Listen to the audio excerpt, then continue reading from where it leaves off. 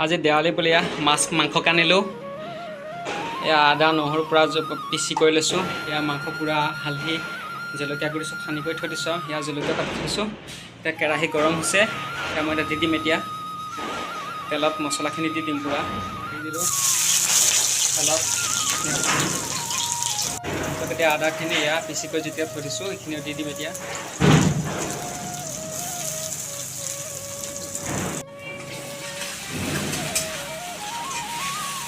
লৰাই দিছোঁ আৰু অকণমান হোৱা নাই এতিয়ালৈকে বৰ্তমান মাংসখিনি দিবৰ কাৰণে, আৰু অলপ হলিয়া হৈ যাব অকণমান পিছত মই দি দিম মাংসখিনি। ইয়াত মানে মছলাখিনি আছে। ইয়াত মিট মছলা গুড়ি পাউডাৰ আছে আৰু মানে ইয়াত গৰম মছলা আছে। ইয়াত এতিয়া দি দিম। এতিয়া দি দিলোঁ গোটেইখিনি মছলা। ইয়াত হালধি দিয়া নাই দেই, সেইকাৰণে কালাৰটো অলপ এনেকুৱা হৈছে। হালধি ইয়াত অলৰেডি সানি কৰি থৈছোঁ মাংসত। এতিয়া মই মাংসখিনি দিছোঁ ইয়াত। এতিয়া ঢাকন মাৰি থৈ দিলোঁ। এতিয়া মই লগতে মুচি কৰি থাকোঁ, দেখিছে নাই? আপোনালোকে কয় নহয় যে পাকঘৰটো চাফা, কিটচেন ৰুমটো বহুত চাফা হোৱা কাৰণ এইবোৰেই। মই লেতেৰা হ'বলৈ নিদিওঁ, মই এনেকৈ মুচিয়ে থাকোঁ। লেতেৰা হ'লে মই মুচি থাকোঁ এনেকৈ। দেখিলে মুচি দিলোঁ। এয়া মোৰ মানে লেতেৰা মোৰ পচন্দ নহয়। এতিয়া আলু দুটা উলিয়াই লৈছোঁ। আলু দুটা কাটিম এতিয়া লাহে লাহে। ইয়াতে আলুখিনি কাটি লৈ লৈছোঁ। এতিয়া দি দিম আৰু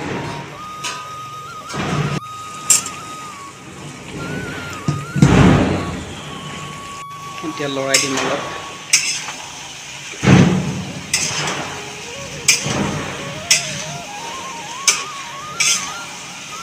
অলপ পিছত মানে লৰাই দিলোঁ এই মাংসটো। মাংস হৈ গৈছে আৰু মই গা ধুম হৈ গৈছে। এয়া মাংস মোৰ অলপ বিলাহী দিছোঁ যে অলপ ফ্ৰাই হ'বৰ কাৰণে দিছোঁ। অলপ তলত লাগি গৈছে মাংস দেই।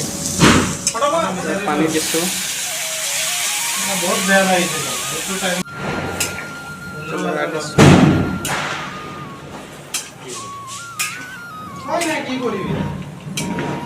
মোৰ মাংস অলৰেডি হৈ গৈছে। ইয়াৰ পানী দিলোঁ। এতিয়া অকণ উতলিবৰ কাৰণে থৈ দিছোঁ আৰু মছলা পাতি অলপ দি দিলোঁ। জিৰা এতিয়া হৈ গৈছে মোৰ অলৰেডি। এতিয়া ঢাকন মাৰি থৈ দিম অলপ পাছত আৰু মানে লেতেৰা হৈ গ'ল। এতিয়া ধুনীয়াকৈ মুচি দিছোঁ।